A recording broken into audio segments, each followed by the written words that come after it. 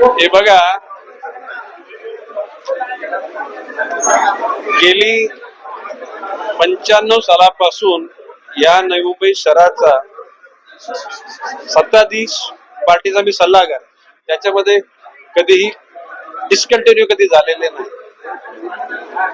ज्याला प्रशासकीय कालखंड होता त्याला सुद्धा ऐकताना बोलून मी प्री मान्सूनच्या बैठका घेतल्या.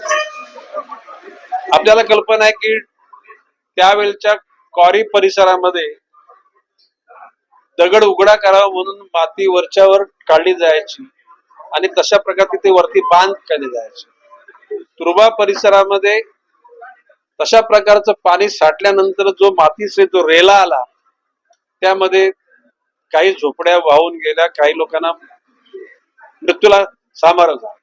म्हणून आजच्या बैठकीमध्ये जरी क्वाऱ्या बंद असल्या तरी क्वारी परिसरामध्ये अशा प्रकारचा मातीचा ढीक आणि त्याच्यानंतर मातीचा रेला येऊन मनुष्यहानी होऊ नये म्हणून त्याची दक्षता घेण्याकरता सूचित करण्यात आले. आता गोरगरिबांना एकूण कुठल्या नाल्यामध्ये कोणत्या लेवल पर्यंत पाणी वाहतं याचं अज्ञान असल्या कारणानं बिचारे गरजेपोटी तिथे झोपड्या बांधतात आणि मग कधीतरी पूर झाला आणि मग त्यामध्ये झोपड्या सहित लोक वाहून जातात आणि मग बातमी येते किंवा नवी मुंबईमध्ये अमुक अमुक परिसरात नाल्यामध्ये बांधलेल्या झोपड्या वाहून गेल्या आणि त्यांना लोकांना मृत्यूला सामोरं.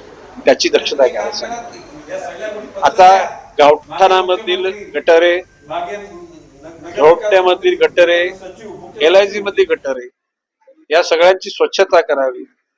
मोकळ्या असलेल्या इलेक्ट्रिकचे केबल त्याची दखल घ्यावी.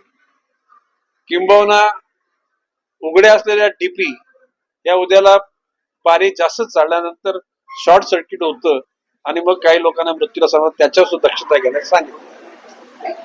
शाळा आता बंद आहेत. शाळा सुरू होतील तत्पूर्वी शाळांच्या इमारती सिपेज लिकेज याची सुद्धा दक्षता घ्यावी. त्याचबरोबर या कालखंडात उन्हामुळे असलेले विंचू, त्याचबरोबर असलेले साप हे आतमध्ये जातात आणि त्या बेंचेसवर कपाटामध्ये, तर 3-4 दिवस अगोदर त्या ठिकाणी इमारतीच्या सभोवताली स्वच्छता करावी. वरांडे, लायब्ररी असेल त्या ठिकाणी वर्ग असतील साफ करून त्या ठिकाणी विद्यार्थ्यांना कसल्याही प्रकारचा धोका होणार याची दक्षता घ्यायला यावी. पंखे, ट्यूबलाईट, उघड्या वायरी याच्यावर सुद्धा त्याच्यावर लक्ष घ्या. आणि त्याचबरोबर आता आपण ठरवलंय की प्रत्येक शाळेमध्ये CCTV कॅमेरे लावायचे. ते CCTV कॅमेरे सुद्धा बरोबर आहेत की नाही त्याची सुद्धा दक्षता घेण्यास सांगण्यात आले. आता एकूण आपल्याला कल्पना आहे की नवी मुंबईमध्ये शिरतानाच त्या ठिकाणी वाशीच्या पुलाखाली 400-500 लोकांची वस्ती आहे. माणुसकी म्हणून त्या ठिकाणी त्यांना राहायला काहीतरी निश्चित संधी मिळाली पाहिजे. परंतु ज्या शहराला नावलौकिक आहे अशा शहराच्या प्रवेशद्वारावर जर अशा प्रकारची ज्याच्या अंगावर अर्धांग उघड असतं अशा प्रकारची ती स्थिती असते. म्हणून माननीय तिथले उपायुक्त यांना मी फोनवरून सांगितले आणि आयुक्तांशी संपर्क करायला सांगितलेला आहे. माननीय श्री अमितजी काळे आणि त्यांना सांगितले की त्यांना नोटिसा द्या, तिथल्या कलेक्टरना कळवा आणि इथून नवी मुंबई महापालिकेने खर्च करून त्यांना आपापल्या गावी पाठवण्याची व्यवस्था करावी. या नवी मुंबई शहरामध्ये लोकांचं असं म्हणणं आहे की त्या ठिकाणी काही ड्रग्ज, काही दारू पिण्याचे, काही विविध गुन्हेगारी स्वरूपाचे लोक सुद्धा त्या लोकांच्या मध्ये मिसळलेले आहेत. तर हा शहराला धोकाच आहे आणि म्हणून माननीय आयुक्त आणि पोलीस उपायुक्तांना सांगितलेले आणि गरज पडली तर पोलीस आयुक्तांशी पण बोलेन मी. आणि जेणेकरून अशा प्रकारच्या चुकीच्या पद्धतीने वास्तव्य करणाऱ्या लोकांना इथून त्यांना एकदा चांगले लोक असतील ते बेघर असतील तर त्यांना शेल्टर होम मध्ये सुद्धा ठेवण्याची व्यवस्था करण्याची निश्चितपणे सांगण्यात येईल. आता नुसत्या वाशी स्टेशनला नाही, सिव्हिल स्टेशनला पण आहे, कोपर करण्यात 1 दिवसाकरता 2 दिवसा कोणी सुद्धा सांगितलं ठीक आहे. परंतु जर 12 महिने 24 तास जरी असे लोक राहतील तर शहराची विद्रुपता होते. आता त्याचबरोबर सिग्नलवर भीक मागणारे भिकारी या भिकाऱ्यांच्या संपूर्ण त्याचं सर्वेक्षण करून ते भिकारी आहेत का, ते त्यांच्या कडीवरची मुलं त्यांचीच आहेत का, त्याचा पूर्ण तपास करून त्या लहान मुलांना जर का ते कोणी चोरून आणले असतील तर त्या लहान मुलांची सुद्धा आरोग्याची सोय, त्यांना राहण्याची सोय, खाण्यापिण्याची, त्यांच्या शिक्षणाची सोय पण केली पाहिजे. आणि भिकारी असतील तर त्यांना शेल्टर होम मध्ये नेऊन त्यांना अन्नधान्य दिलं पाहिजे. परंतु त्या सिग्नलवर भीक मागण्याची त्यांना मुभा देता कामा नये. तृतीय पंथीय माणसंच आहेत. प्रश्न असे की त्यांना एकूण सर्वेक्षण करून आपल्या शहरामध्ये किती तृतीय पंथी आहेत, त्याच्यापैकी जे वयोवृद्ध आहेत अशा लोकांना तर महानगरपालिकेनं स्वतः समाज कल्याण विभागाने त्यांच्या जेवणा खाण्याची, औषधाची सोय केली पाहिजे. जे काम करण्यासारखे असतील त्यांना काम पण दिलं पाहिजे. आणि जर काम करण्याची इच्छा नसेल तर त्यांचे समूह बनवून त्यांना उद्योगामध्ये लावलं पाहिजे. त्याकरता महापालिका पण पैसे टाकले पाहिजे. समाज कल्याण विभागाने गरज पडली CSR फंडामधून सुद्धा पैसे टाकले. परंतु तृतीय पंथीयांचा नाक्यावर, सिग्नलवर त्या ठिकाणी राबता नको, भिकाऱ्यांचा नको. आणि आता नवीन फॅशन निघाले, काही फेरीवाले वस्तू विकायला सुद्धा सिग्नलला थांबतात. असे म्हणजे गाड्यांवर ठोकतात, हे घ्या, गजरा घ्या, माल घ्या, कोणी सांगतो पेटी घ्या, कसली कंपास पेटी, रंगपेटी. तर ही परिस्थिती थांबली पाहिजे. भिकारी एकूण जे फेरीवाले, त्या फेरीवाल्यांचं निश्चितीकरण करून त्या नोडमध्ये, त्या सेक्टरमध्ये, त्या टाईपमध्ये ते गाववाले असतील, झोपडपट्ट्यातले असतील, शहरातले असतील, त्या लोकांना त्यांना रोजगार तिथे उपलब्ध झाला पाहिजे. आणि राऊंड द क्लॉक पोलीसचे लोक, म्हणजे मी त्याला पालकमंत्री असताना आपल्या महापालिका करता एक पोलीस स्टेशन आपण निर्माण करत, आणि ते अंतिम टप्प्यात आहे. एक DCP, 2 एक ACP, 4 PI, 8 PSI, नंतर 200-250 कॉन्स्टेबल, आणि मग त्या ठिकाणी वॉर्ड ऑफिसचा एक माणूस आणि पोलीसचा माणूस राऊंड द क्लॉक तिथे 8-8 तासाच्या ड्युट्या करतील. तिथे फेरीवाल्यांना स्थिरावून देणार नाही. आणि पुन्हा त्याच्यावर व्हिजिलन्स करणारी गाडी तिथे असेल. एकूण आता सिलफाट्यामध्ये तुम्ही जर गेलात तर तिथे नारळ, फणस, ते कुठे ते सॉल्ट, कुठेतरी मीठ विकणारे, अशी लाईन लागलेली असते. ते नारळ सोललेले तिथेच पडलेले असतात. इतक्या सुंदर शहराची वाट लावण्याचं काम, आणि तिथे बाजूला गाड्या वगैरे राहतात, ट्रॅफिक जाम होते. आता एकूणच सिडकोच्या लोकांनी, नवी मुंबई म्हणजे सगळे अधिकारी नालायक मी म्हणणार नाही, पण काही सिडको मध्ये नालायक अधिकारी आहेत. हे मी मंत्री असताना जबाबदारीने बोलतोय. अपोलो हॉस्पिटलच्या बाजूला मी जस्ट जात असताना तिकडे एक पत्रे लावलेले मी बघितले, आणि आतमध्ये डोकावून बघितल्यानंतर तिथे 80% झाड आहेत, आणि पाठीमागून तिथे पोकलेन लागलेला आहे. कुठेतरी एका, कुठली कंपनी, लेवा पाटील कन्स्ट्रक्शन. नंतर मी सिडकोचे जॉईंट MD गणेश देशमुखांना फोन लावला, म्हणले काय चाललंय, कोण कोण हा जबाबदार. तिथं आम्हाला माहित नाही.